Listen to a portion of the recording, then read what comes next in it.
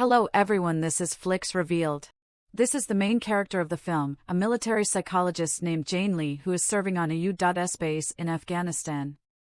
Jane is currently in video communication with his wife and daughter. She announces to them the good news that she is flying home for the holidays for 2 whole weeks. The family is looking forward to seeing her because they are quite rare, and then Jane notices that she is already late for her flight. On her way out, she is intercepted by a woman who poses as an NSA employee named Whitney Smith. Jane replies that she is very late for her flight, but Whitney politely offers to give her a ride in the car.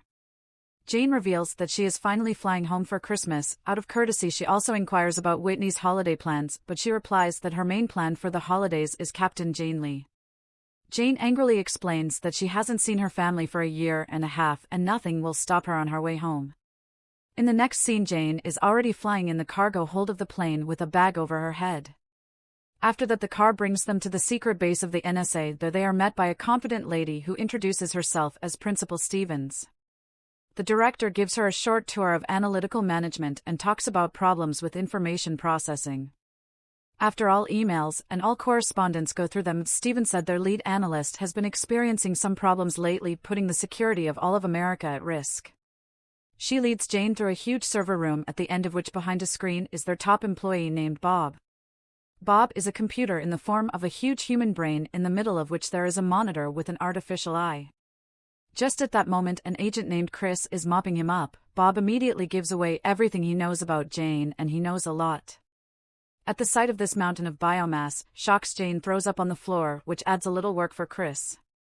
Despite this, the psychologist is quickly taken into circulation and brought up to date. Bob's problem is that he can't track down a single hacker and terrorist named Lucas T. Waite.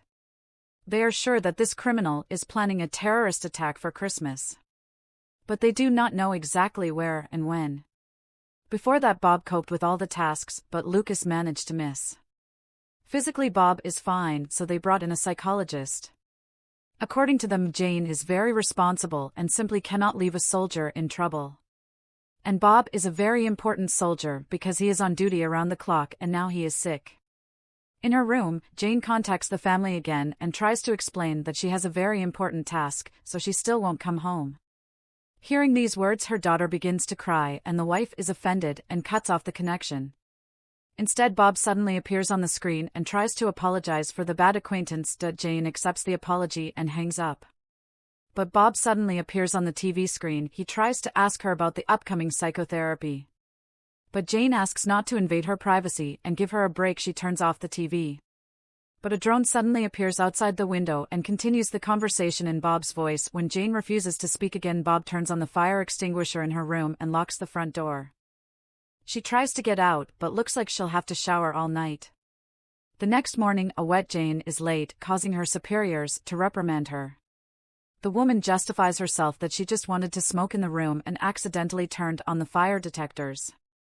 Jane is left alone with Bob and he apologizes again. After that, he notes that he knows everything in the world and it is unlikely that she will be able to help him. Jane asks for 2 hours, but Bob only gives her 1 hour and 10 minutes because she was 50 minutes late. Jane asks Bob to describe his problem on his own. Bob explains to the woman that his vision works on the principle of echolocation like bats, but many times cooler.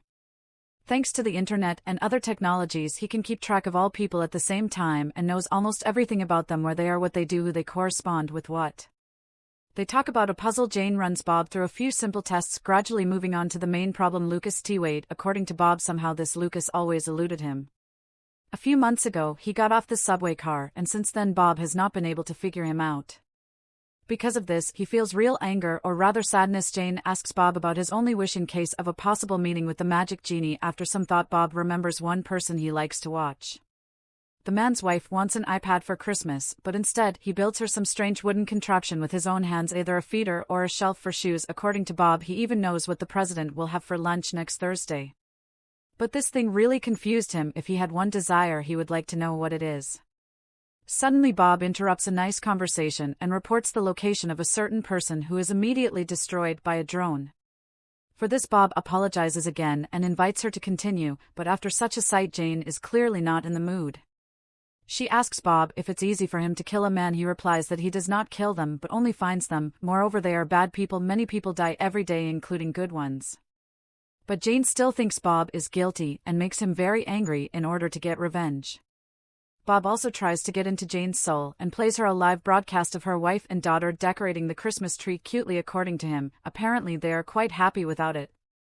Jane asks Bob not to overstep personal boundaries, but he does not stop and brings her to tears. Satisfied, Bob asks Jane to leave as their time is up, but the girl persuades him to stop playing the villain because she is confident in his kindness and empathy. Bob is a little embarrassed and Jane asks him to talk about his feelings.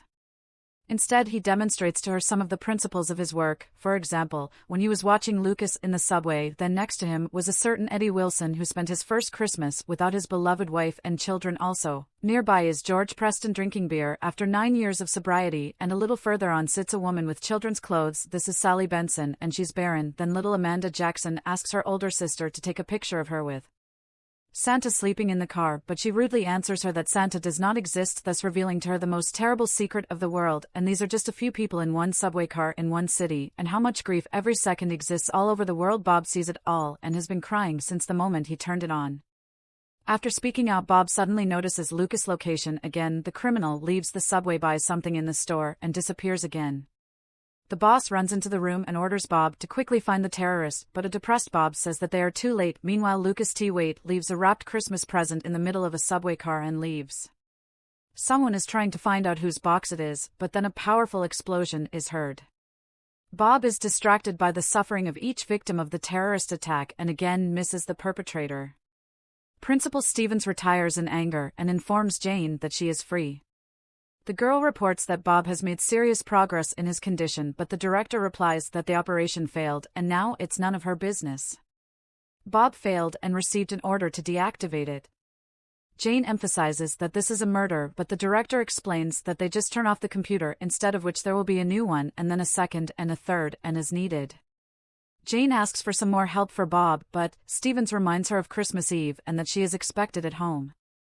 At this point, Bob is disconnected and shattered. Jane packs her things suddenly. Chris comes to her and says that Bob is already offline but wants to talk to her and say goodbye. The girl goes to Bob and he tells how strange it is not to hear or see anyone but her. It seems to be the way ordinary people communicate. Bob adds that he is slowly dying and doesn't want to be left alone. Attached, Jane starts to cry and tells Bob about her main problem. She always wants to feel needed, but since Bob is dying she feels useless. Bob tries to calm Jane by explaining that you can't help everyone, but that doesn't mean she's useless, it means she's only human. Jane calms down and asks Bob again about his one wish. Bob wishes that Santa Claus still existed. The NSA is also celebrating New Year's corporate parties and Chris is already drinking. Suddenly, Jane runs up to him and drags him back to turn on Bob. A dumbfounded Chris tries to explain to Jane that they will go to jail for this. But the girl declares that she wants to be Santa for a little while. For Bob, having learned about their intentions, Bob personally asks not to do this because they will be imprisoned for treason. But he will be turned off anyway. But Jane and Chris still turn on Bob and he can see that his main mystery is not a feeder or shoe rack but a symbol of life support, which is the wife. For that man, his wife is overjoyed. But a happy Bob admits he never would have guessed. Bob is very grateful to his friends for the gift, but he is forced to state the fact that they will be imprisoned anyway and he will be turned off. But since he is no longer an employee of the NSA and his hands are untied, then in the end he is going to do something. At this moment, information about almost 500,000 new orders is received on the tablet of an employee of the serving warehouse, and thousands of drones from an unknown Santa immediately begin to deliver them to the addresses of those in need. Someone gets a notification about the full repayment of the mortgage, someone gets new sneakers, someone gets a small puppy, even Lucas T. Waite gets his Ember because he was a very bad boy. Just then Director Stevens bursts into the room with security and orders Jane and Chris to be arrested. But they do not advise doing this since Bob has seized control of the entire system and must complete one important mission. Bob informs the director that there is a present for her too because a minute ago the FBI took Lucas T. Waite, and he also asks not to punish Chris and Jane, at least because now he has the entire U.S. nuclear arsenal under control. Principal Stevens gives in thought after talking to the president, reveals that they have been pardoned. In return, Bob politely returns control of the nuclear arsenal to her. The principal warns that the president will not forgive them for this, and she hopes it was worth it. Bob explains what it cost, because Santa really showed up for one night. After that, the corporate party is smoothly transferred to Bob's room and the employees continue to celebrate. With a bag on her head, Jane is being taken somewhere again. The employee hands her the phone on the wire, of which Bob's voice is heard again. Jane apologizes for not saying goodbye, but Bob says that he himself ordered her to be urgently taken away so that she would not be late. Jane asks where else she might be late. Suddenly, the bag is removed from her, and the girl realizes that she is at her house. She and Bob say goodbye, and Jane goes home, where she is greeted by a happy family. On behalf of Flicks Revealed, I thank you all for watching. Subscribe to the channel, give it a like, and suggest your films in the comment section down below, and we will try to please you with quality content as often as possible. See you very soon.